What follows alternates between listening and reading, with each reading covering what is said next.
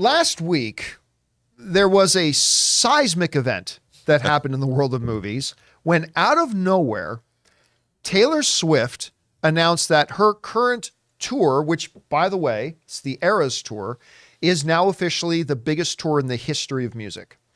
Making over $2 billion, they're saying is going to be fine, which by far, I mean, not even close. It by far makes it the biggest tour of all time. That's very Swiftish. Very Swifty.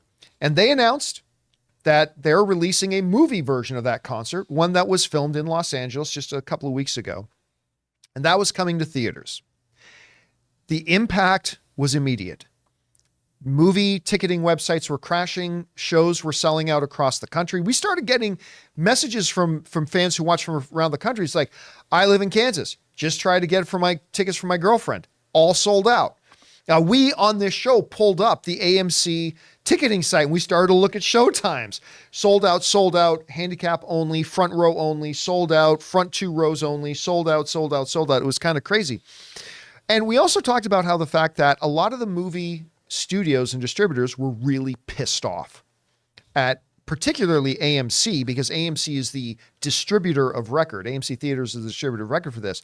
Now, there is a unwritten rule, a gentleman's agreement, if you will, amongst the world of distribution that, hey, you're going to give a heads up to the other studios and the other distribution companies of when you're looking at releasing something, so everybody knows when to put their movies and move them around. Well, a lot of studios are pissed off that AMC just kind of announced that they were going to be dropping this movie in October when other movies have planted their flags right around that release date already. My attitude, even though I'm not the biggest fan of AMC right now, my attitude has been, fuck them. Because you know what? Warner Brothers didn't give AMC movie theaters any heads up when they decided to take their entire year's movie slate and they're going to make a day and date release on HBO Max. Universal didn't give AMC any heads up when they decided to take their Trolls movie and go, oh yeah, that was supposed to come out in a few weeks. Yeah, no, we're going to put it up on streaming instead. I mean, the studios and the distributors have been fucking over the exhibitors, the movie theaters, for a long time. So good on AMC for sticking it right back. But at any rate, we actually have 3 full movies that were supposed to come out when Taylor Swift's movie was supposed to come out, and they have now, it's official, they've all evacuated. They've all run away, in the words of Monty Python, run away. They all got out of the way. Let's take a look at those movies. Those ones that we've got are, and I forgot that I have the graphic here on my machine, so I gotta bring it over. Okay, so the ones we're looking at are, we already knew the Exorcist move. They announced that last week, that they moved up the release date to get out of the way. Then they have the new 2-time Academy Award winner, Hilary Swank. 2-time. Hilary Swank's her new movie, Ordinary Angels. And just last week, we talked about the trailer a little bit. The new Meg Ryan rom-com with David Duchovny. Woo! Called What Happens Later, which actually was kind of a cute little trailer. It was a cute little trailer. And she directed it. Yeah, she's directed the film too. And you know what? Not a bad, and I love David Duchovny. I love David Duchovny. Look how neat. It's now official that all 3 movies have gotten out of Dodge. They've all said, nope, no thank you. We're not going to try to compete with the Taylor Swifties getting in there. And even though this Swift concert thing is going to be limited, it's not going to be a 4,000 theater release. I mean, it's a more limited thing. I'm predicting the per screen average, because there's a number out there. There's a number, whenever you look at box office results, there's a number that says the per screen average. Like, it takes the total amount of box office, divides it by the actual number of screens it played on, and that's your per screen average. While this will not break all-time opening weekend box office records, I have a feeling this might break the per screen average record. I don't know that. I haven't heard any other pundits say that, but I have a feeling, considering all the screenings. And by the way, overnight, I just went to my AMC's local website where there were 5 screenings of this movie on opening day at my local AMC. That's now 12. Yeah, they've added like 7 more screens to it overnight. And I don't know if they're sold out yet or not, but it's pretty big, Rob. I mean, it is a big deal. It is an expensive deal. It is a huge marketing thing. Studios picking their release dates, planting their flags on dates, building marketing campaigns around that figuring out screen availability, actors and stars, promotional availability, all that kind of stuff. It's a huge deal to move a release date. All three of them, boom, out of the way. Have you ever seen anything like this in movies? No. And I'll tell you something. Another thing to bring up is that because the strikes and because the actors cannot promote new movies coming out, we saw a couple last week or 2 weeks ago, big moves by the studios moving a lot of their big movies for the holiday season into 2024. So here are studios, movie theaters are trying to cope, and studios once again are taking movies and moving them in. Dune 2 leaves 2023 and goes into March 15th of 2024. But the studios are not going to the movie theaters. Hey, sorry, we're taking our product out of your theaters again. So when they get mad at AMC for Taylor Swift coming in like the angel she is and saving them, I mean, already, John, a month out, more than a month out, they've sold tens of millions of pre-sale tickets for these movies, selling out all over the place. Taylor Swift for the last 15 years has meant a lot to generations of girls growing up, who love her music. And I think they shot this, the LA shows were just a couple weeks ago. Yeah. So and knowing that when you're shooting with synced cameras and things like this, it doesn't take long to film a concert and cut in between all the cameras with modern technology.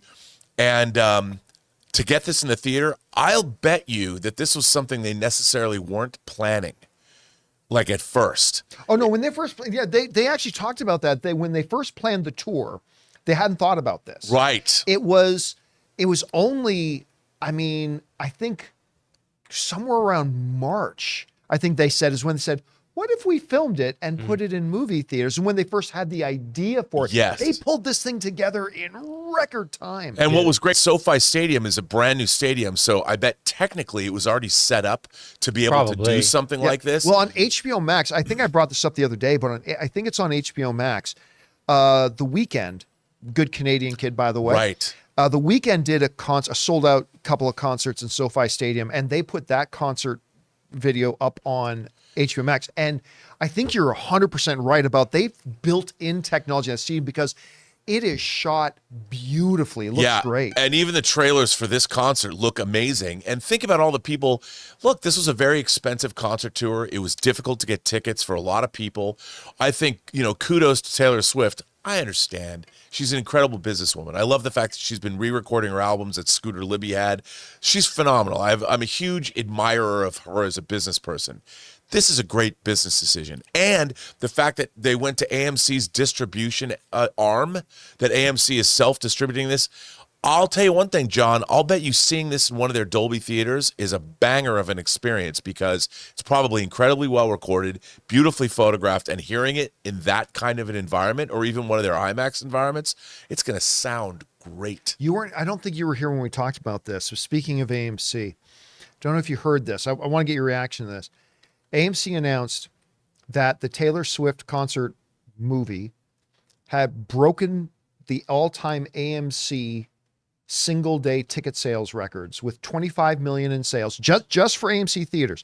Guys, we want to take a second to thank a sponsor of today's video, Mint Mobile. Signing your life away to a big wireless provider is kind of like being trapped on a roller coaster from hell. Sure, it looks like fun at first. They probably even threw in a free phone, but now you can't get off. Month after month of insane bills and unexpected thrills, like overages and surprise fees. If that sounds like your current big wireless plan, it's time to get off the ride with Mint Mobile. For a limited time, wireless plans from Mint Mobile are just $15 a month. That's unlimited talk, text, and data for just $15 a month. You guys know before I came to Mint Mobile, I was paying triple what I am paying now on the standard big wireless plan, and I will never go back. All plans come with unlimited talk, text, and high-speed data delivered on the nation's largest 5G network. Use your own phone with any Mint Mobile plan and bring your phone number along with all your existing contacts. To get your new unlimited wireless plan for just $15 a month and get the plan shipped right to your door for free, go to mintmobile.com/Campea. That's mintmobile.com/Campea. Cut your wireless bill to just $15 a month at mintmobile.com/Campea.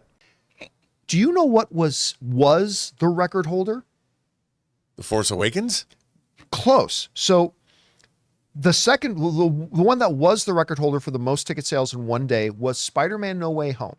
Okay. Spider-Man No Way Home number was 16.9 million Taylor Swift did 25 to 26 million in one day. Like it didn't just beat the record; it beat like the 10 living million. shit out of the record. Like, I mean- it's great. And Fandango announced that their single day ticket sales for the Taylor Swift thing were in the neighborhood of Endgame and The Force Awakens.